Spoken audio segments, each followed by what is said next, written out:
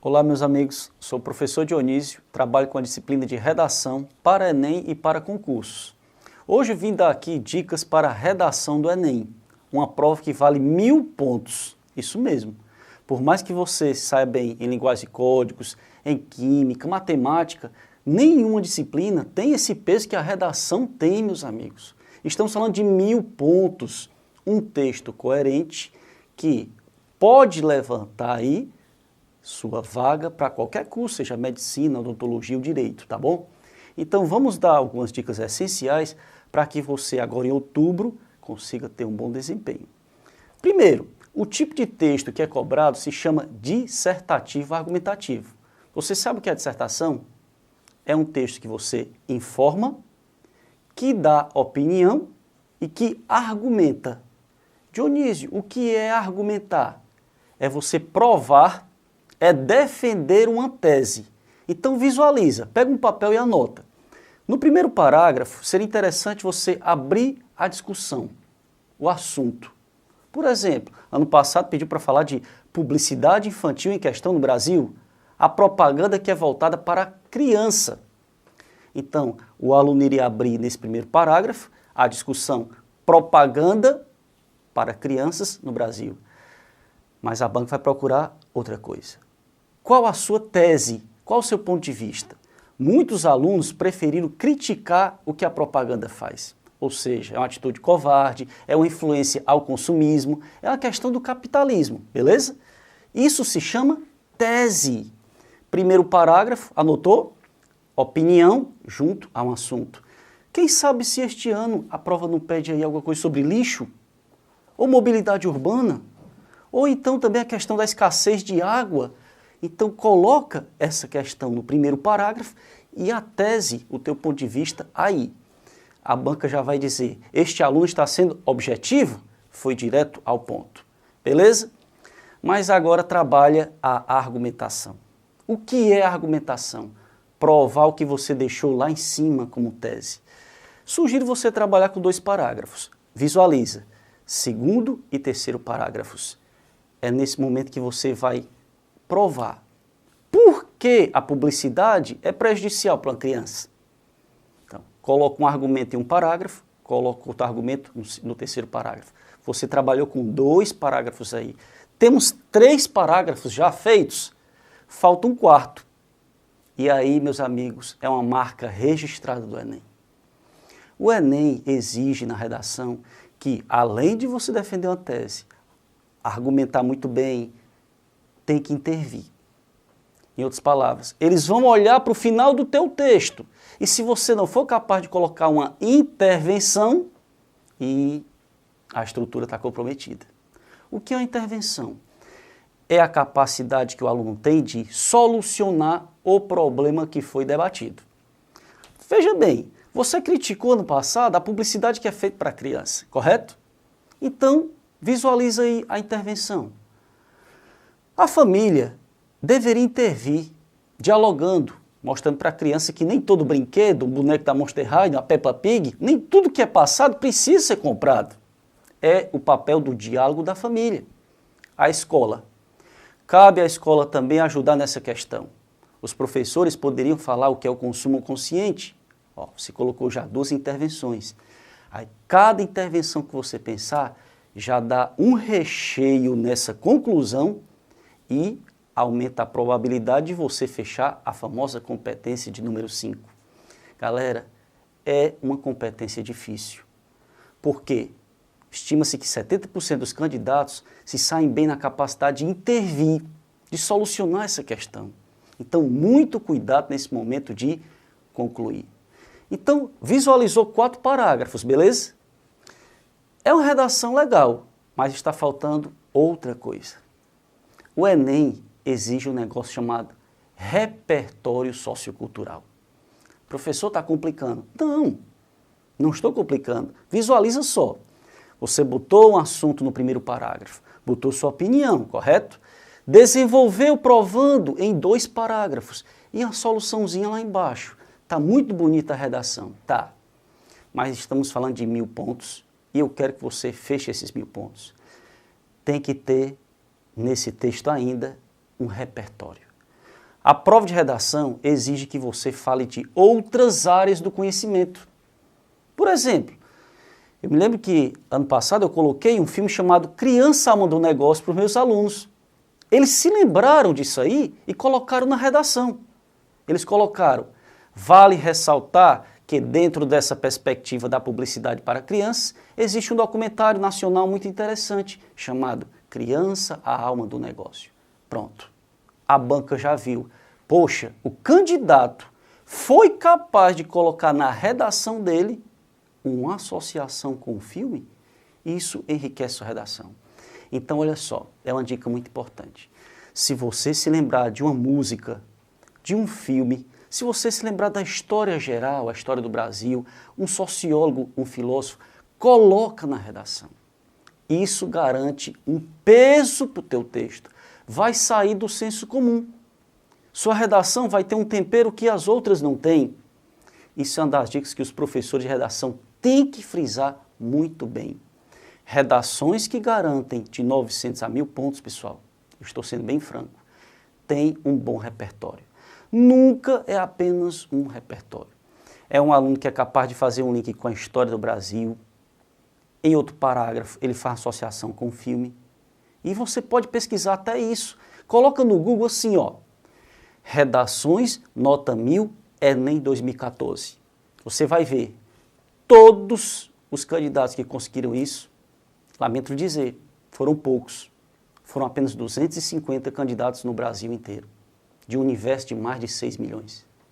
Mas voltando à questão, todos os candidatos que fecharam esta redação tiveram esse ponto em comum: repertório sofisticado. É fácil? Não é, mas você tem um mês ainda para batalhar. Leia revistas, leia editoriais, procure ler artigos de opinião. Quando você lê esse material, você vai se espelhar. Você vai ver a opinião que um jornalista tem a respeito de um assunto e vai pensar: eu concordo com esse cara? Eu vou por aí?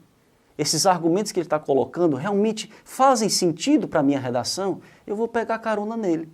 Então, é outro ponto fundamental. Não dá para escrever uma redação legal sem leitura. Imagine só, como é que você vai produzir um texto de 20 linhas, 25, não interessa a quantidade, sem o embasamento da leitura? Vamos dar um exemplo. Vamos pensar bem negativo. Já pensou uma redação sobre pré-sal? A discussão do pré-sal no Brasil, como é que o cara vai discutir isso sem leitura, meus amigos?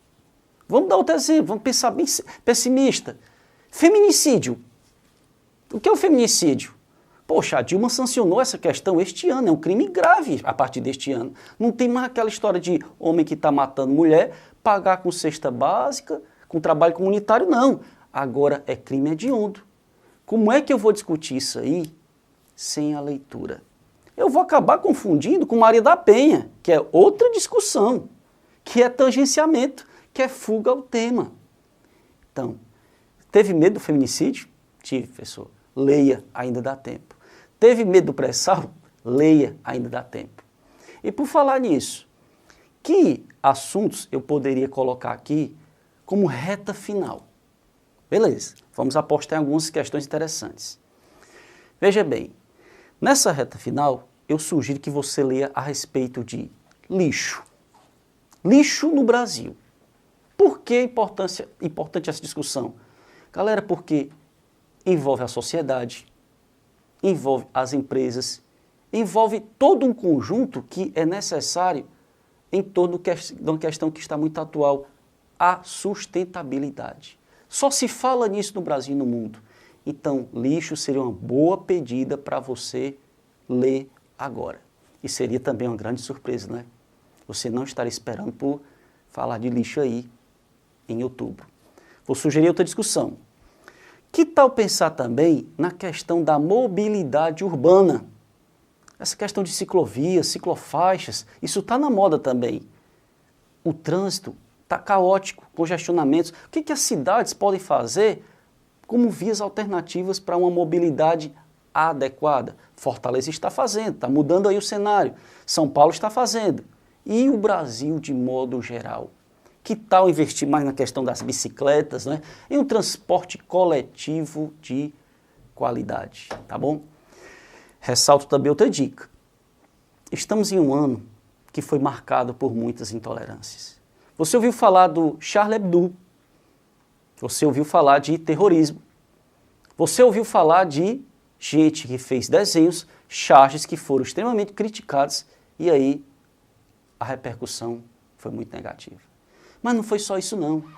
Tivemos também a parada gay este ano em São Paulo, em que um transexual resolveu fazer um protesto, ficou preso a uma cruz. E aí o que aconteceu com ele? Foi humilhado, foi execrado, perseguido inclusive, esfaqueado recentemente. Por quê? Poxa, ele só quis fazer um protesto, ele não quis falar mal do cristianismo. Ele se colocou lá em uma cruz dizendo, todos os dias transexuais, bissexuais estão sendo crucificados e a sociedade não faz nada disso. Então, essa questão poderia motivar o Enem tanto para a discussão da homofobia, que é muito interessante esse assunto, e outra, que é mais ampla, que é melhor ainda, a intolerância e o preconceito. A garota do tempo, pessoal, uma negra, Maju, por ser negra foi execrada nas redes sociais? Por ser negra foi chamada de macaca? É esse o mundo que a gente quer? Não. O Enem pode pedir para você discutir um mundo de tolerância, de respeito ao próximo. É uma questão de cidadania. É outra aposta interessante, tá bom? Vamos a outra aposta legal. A água. Não é mais uma discussão só nordestina. O Cantareira que o diga. São Paulo, Minas Gerais, crise de abastecimento aí no Brasil. Poxa, não, professor, mas isso interessa só o Nordeste. Não, meus amigos, a água é uma questão que interessa o mundo. Interessa a toda a questão aí nacional e mundial. Então, pensa nisso. Como é que o Brasil e o mundo poderiam se preparar para essa questão de um consumo racional da água, tá bom? Vamos a outra dica interessante. A mulher na sociedade. A mulher na sociedade contemporânea, nós temos aí uma Dilma Rousseff, nós temos uma mulher que está atuante na sociedade, está na política, nas empresas, nas faculdades.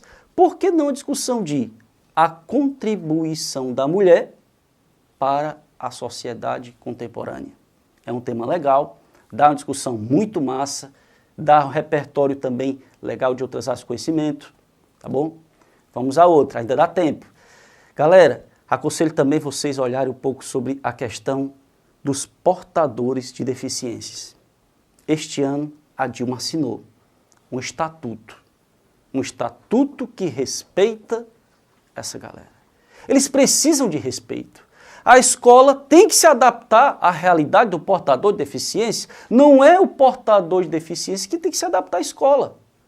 E não é só a escola, empresas, nossas ruas, a sociedade tem que estar de braços abertos para o cadeirante, para o portador de deficiência visual, auditiva.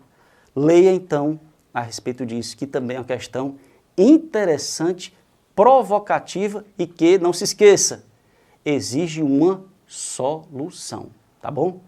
Então é isso, galera. A gente está fechando aqui a discussão e posso colocar mais dicas também no meu Facebook.